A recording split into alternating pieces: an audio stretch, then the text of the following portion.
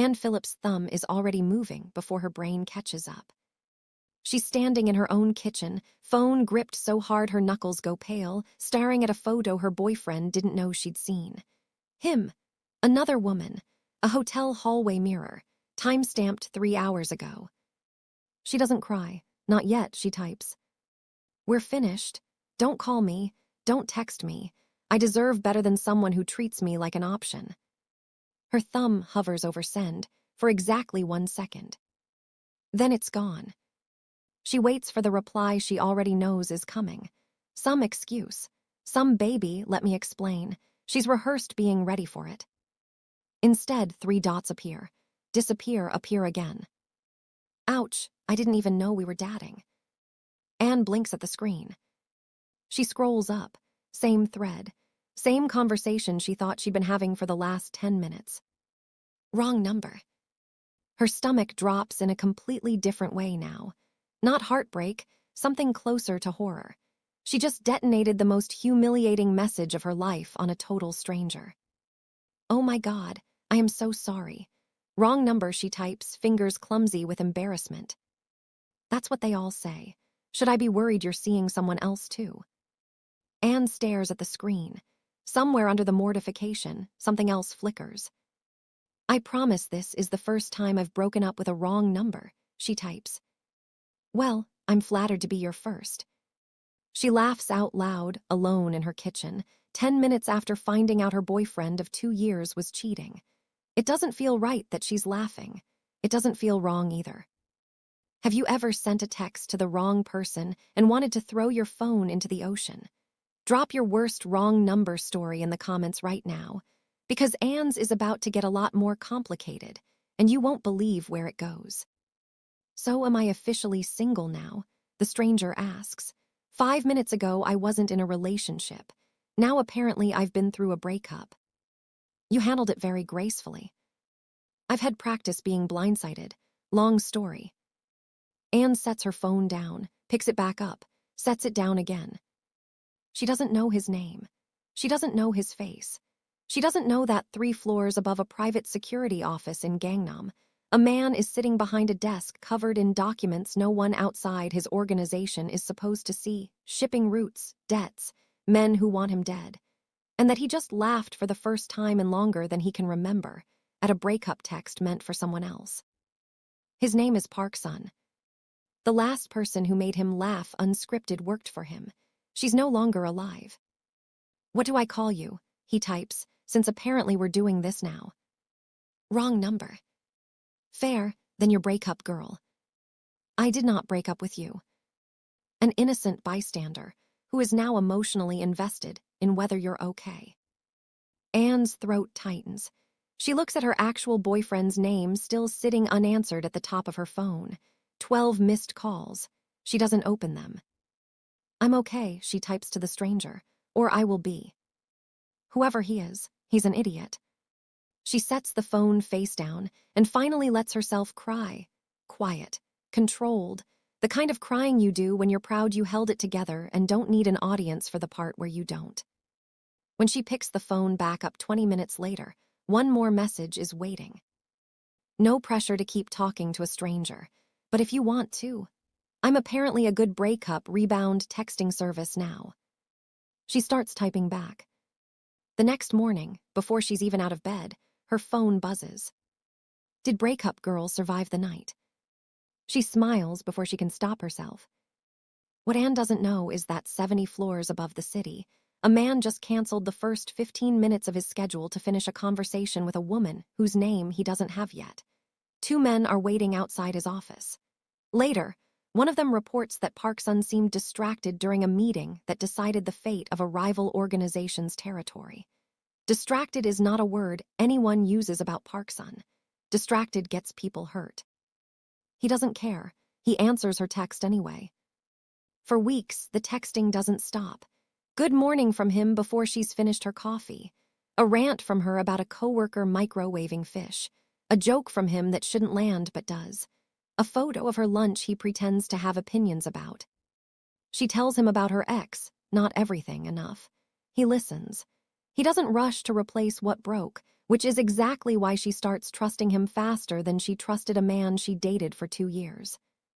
You know, we've never even video called, she points out one night. You could be 60 for all I know.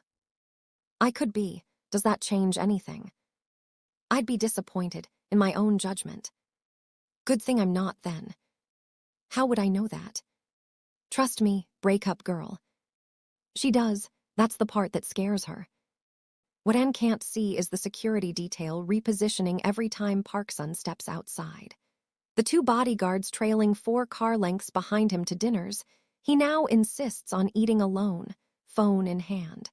The enemies circling his organization like they've finally smelled blood in the water. She's about to become that blood. Neither of them knows it yet. Meet me, he finally types 3 weeks in. This weekend. Okay, where? He sends an address. Her stomach flips at the name. You could have picked somewhere normal, she texts. Where's the fun in that? Saturday night, Anne stands outside that restaurant in the nicest dress she owns, feeling like it still isn't nice enough. Black cars line the curb. A man in a suit that costs more than her rent opens the door without asking who she is, like he already knows. Inside, the maitre d' says a name she doesn't recognize and walks her straight to a private table.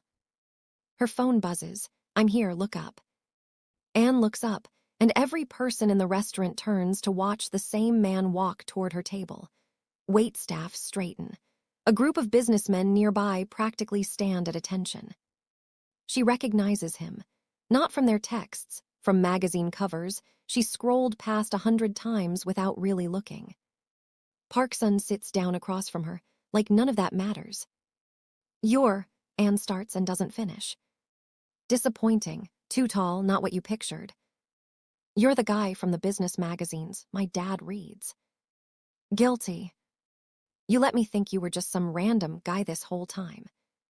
You never asked, he says. You were too busy insulting my texting habits. Anne studies him, not the headlines, just the way he's watching her, waiting to see if she's going to leave. I make fun of everyone's texting habits, she says. It's not personal. His shoulders relax, almost imperceptibly, like he'd braced for something else. So we're still doing this. Anne glances at the security by the door, the men not quite looking at their table, the absurd money sitting 2 feet away in a tailored suit. I don't know what this is yet. She admits, but I'm still here. If you want to see how far one wrong number can actually take 2 people, hit like right now, because Parkson is about to risk everything he's built to keep her, and this story only gets more intense from here. Over the following months, their worlds collide harder than either expects. Parkson sends a car for her. She refuses it, walking 3 blocks to make a point. He buys her a bag worth more than her monthly salary. She leaves it unopened on his counter for 2 weeks until he gives up and returns it himself. You could just accept a gift, he says one night, watching her cut a grocery store cake in his penthouse kitchen instead of the dessert his private chef prepared. I could. Then you'd think you could buy your way out of being annoying. I'm not annoying. You corrected my order twice at dinner. You ordered wrong. There's no wrong way to order pasta, Parkson. He laughs, really laughs, the way she's noticed only happens around her, and something in Anne's chest goes soft and terrified at once, because she's the only person who talks to him like this. Not with fear, not with flattery, like a man who's occasionally ridiculous. What she doesn't see is the meetings he leaves early for her, the deals he delegates for the first time in years, his assistant quietly blocking 2 evenings a week and simply writing unavailable, because that's easier than explaining who Anne is to people who'd start asking questions he isn't ready to answer. She doesn't see the man in the parking structure below his building, 3 weeks in, photographing her license plate with a phone that isn't his own. Parkson has spent his adult life making sure the people he cares about never see that part, but someone does. His name is Yoon T. He's spent 2 years waiting for exactly this, a weakness with a face, a name, a license plate. He runs it, gets an address, gets a workplace, says nothing yet because information like this is worth more sitting quiet than spent early. Anne has no idea. She's too busy falling for a man who makes her laugh and drives her a little crazy in equal measure. "Can I ask you something?" she says one night, feet in his lap on the couch. "Why do you have security everywhere, even here?" Park Sun's thumb pauses on her ankle. "Business has enemies. It comes with success." Very vague, very rich person answer. "I'm a very vague, very rich person." Anne studies him a second too long. Something under his answer isn't a lie exactly, but it isn't the whole truth either. She lets it go. She'll regret letting it go. Not yet. "Fine," she says instead. "Keep your mysterious billionaire secrets." "I intend to." Ever loved someone who gave you an answer that was technically true but still felt like a locked door? Comment below, because that door is about to blow wide open, and it's not Park Sun who opens it. 3 months later, Anne is at his penthouse, waiting for him, his laptop open because he asked her to pull a document for a call he's running late to. She's not snooping. That's what she'll repeat to herself later, over and over, like it matters. A notification slides across the screen. A name she doesn't recognize. A message she wishes she'd never read. Shipment cleared through the East Port. No inspection issues. Tell the boss the Osaka contact wants his percentage by Friday or there will be problems. Anne stares, tells herself there's an explanation, keeps scrolling anyway. More messages, words like territory, enforcement, the Seoul families, nothing about shipping logistics, everything about something out of a crime documentary. Park Sun walks in 40 minutes later. Anne is standing in the middle of the living room, laptop clutched to her chest like evidence. "Anne, what is this?" Her voice is steadier than she feels. "What are you actually part of?" Park Sun stops in the doorway. For the first time since she's known him, he searches for words and doesn't find them fast enough. "It's not what it looks like." "It's exactly what it looks like. I read the messages. I'm not stupid."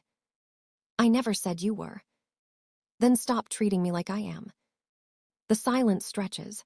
Park Sun sets his keys down slowly, like buying seconds might change what happens next. "My father built an organization. I inherited it when he died. It wasn't a choice. And 3 months in, you didn't think I should know. I was trying to protect you." "From what?" "From knowing who you actually are." He doesn't answer, and that silence says everything his words won't. "You let me fall for a stranger," Anne says quietly. "Twice. I'm the same person you've been talking to for months." "No, the same person doesn't hide something this big. This isn't protecting me. It's just another lie." "Anne." His voice cracks on her name. She's never heard that before, and some traitorous part of her wants to stay just to hear what he says next. She doesn't let herself. She reaches for her coat. "Where are you going?" "Away from whatever this is." Park Sun steps toward her, and every instinct in his body, the instincts of a man who has never once let something valuable simply walk out a door, screams at him to stop her. One call could make sure she never gets far enough to think it through. He doesn't make the call. He stands there, hands loose, and watches the woman who accidentally texted him a breakup message walk out on him for real, and makes himself let her go. Would you have made that same call, or would you have gone after her? Tell me in the comments, because that decision is about to cost both of them more than either one realizes. For 2 weeks, Anne doesn't answer his calls. She goes back to her ordinary apartment, her ordinary life, and tries to convince herself it fits the way it used to. It doesn't. She catches herself reaching for her phone at the exact times he used to text good morning. She misses arguing about grocery store cake. She doesn't reach out, neither does he. What Anne doesn't know is that Park Sun spends those 2 weeks doing something none of his advisors have ever seen. He starts pulling threads out of an empire his family has run for 3 generations. Quietly, at first, reassigning contacts, cutting deals that used to matter more than almost anything. His uncle notices first. "You're distracted," he says, sliding into the chair across from Park Sun's desk. "Ever since the girl." "This isn't about her." "Everything is about her. You turned down 2 deals that would have expanded us into Busan." Those deals would have expanded our exposure to federal investigation. I turned them down because they were bad business. His uncle studies him. Your father would never have hesitated. My father is dead, Park-sun says. I'm not interested in inheriting his mistakes along with his money. The tension follows him out of that office, into the elevator, into every conversation for the rest of the week. A slow, simmering resistance from men who built their power on the exact world Park-sun has started quietly taking apart. He tells himself it isn't about winning her back. That's not entirely true. 2 weeks of silence gave him time to actually look at the life he built, and for the first time, he didn't like what he saw. Then Yunti makes his move. Ordinary Thursday. Anne is walking to her car after a late shift, keys already in hand, when 2 men fall into step beside her before she registers they're there. One hand closes over her mouth. The other locks around her wrist. Her keys hit the pavement. 6 hours pass before anyone notices her missing car in that lot. The message reaches Park-sun at 11:47 that night. No demand for money, no demand for territory, just a photo and 4 words. You know what this costs. Park-sun doesn't call his security team first, doesn't call his uncle, his lawyers, anyone whose job title includes risk management. He calls the one person in his organization he trusts without question, and says 3 words that change the next 24 hours completely. Find her now. He doesn't wait for a plan. He drives himself, alone, to a location his people trace through a warehouse lease that costs 4 hours and every favor he's ever earned. If you think love is worth walking into a building full of armed men for smash that like button right now, because what happens in that warehouse is the turning point of this entire story. The warehouse sits at the edge of the Port District, the kind of building that exists so no one asks what happens inside it. Park-sun parks 2 blocks away and walks the rest. A car pulling up outside gives away more than he's willing to risk. Inside, Anne sits in a metal folding chair, wrists bound, mascara streaked down one cheek from crying she stopped an hour ago. Fear stopped being useful. Anger took over instead. Yunti paces in front of her, phone in hand, waiting. He's not coming himself, one of his men says. Men like him send someone else to clean up their messes. He's coming, Yunti says. He's not his father. His father would have sent an army. This one's walking in alone, trying to talk his way through it, because he actually cares whether she's alive when it's over. He's right. Park-sun steps through the side entrance 11 minutes later, hands visible, gun holstered, and every man in the warehouse turns at once. Let her go. His voice doesn't shake, even though something behind his ribs is. This is between you and me. She has nothing to do with it. She has everything to do with it, Yunti says, stepping closer. She's the only thing you've ever cared about more than your empire. That's the only leverage that actually works. Anne's eyes find his across the room. She doesn't say anything. Everything she's furious at him for, none of it matters right now, watching him stand in a room full of guns because of her. Take the territory, Park-sun says. Take the roots, take whatever you came for, let her walk out that door. You'd give up everything your family built, for her. I already have, Park-sun says. For 2 weeks, you're just the first one who noticed. The room shifts, not with relief, with the tension of men realizing a negotiation stopped being predictable. One guard glances toward the door. Another's hand drifts toward his weapon. Anne moves first. She spent the last hour working the rope around her wrists looser, inch by inch, the way her older brother taught her when she was 12 and thought his survival show obsession was a waste of time. It wasn't. The knot gives just enough. When the nearest guard turns to watch Park-sun instead of her, Anne drives her elbow into his ribs and throws the folding chair into the second man's path before he can raise his weapon. 4 seconds of chaos. 4 seconds is enough. Park-sun closes the distance to Yunti before anyone regroups. It isn't clean or cinematic, fists and elbows, 2 men who both have too much to lose. Behind him, Anne is on her feet, wrists half bound, shoving a second guard off balance with everything she has left. Sirens arrive before anyone dies, not before Park Sun takes a blow to the ribs that'll bruise for weeks, and Anne's wrist sprains hard enough to need a brace. When it's over, Yoon-tae is on the ground, Park Sun's people have the building secured, and Anne stands in the wreckage of it, breathing hard, staring at the man who walked into an ambush unarmed instead of sending someone else in his place. You came yourself. Of course I came myself. You could have died. So could you, Park Sun says, and that would have mattered a lot more to me. Anne doesn't run into his arms. That's not how this goes. She stands there, wrist throbbing, adrenaline crashing, and looks at him like she's finally seeing him clearly. Not the billionaire, not the boss, not the wrong number from months ago. Just a man who chose her over everything else he was ever handed. This doesn't fix what you didn't tell me, she says. I know. I need you to show me, not just say it. I know that too, Park Sun says, so let me. What Park Sun does next isn't dramatic. That's what surprises everyone who thought they understood him. He doesn't retaliate against Yoon-tae's remaining allies with force. He doesn't consolidate power to make himself untouchable. Instead, over the following months, he does something his family has never once considered in 3 generations of running an empire built on fear. He starts giving it away. Territory gets handed to legitimate business partners. Contacts get severed one by one in conversations that cost him relationships he's had his entire adult life. His uncle stops speaking to him for 2 months, convinced his nephew has lost his nerve. You're destroying everything your father built, his uncle tells him, the last time they speak before the silence sets in. My father built a life that made him afraid to sit near a window in his own restaurant, Park Sun says. I'm not interested in that inheritance. The Empire, once one of the most feared names in Seoul's underworld, shrinks into something smaller, quieter, and for the first time in Park Sun's life, something he can actually sleep at night having built. Anne watches it happen from a careful distance at first.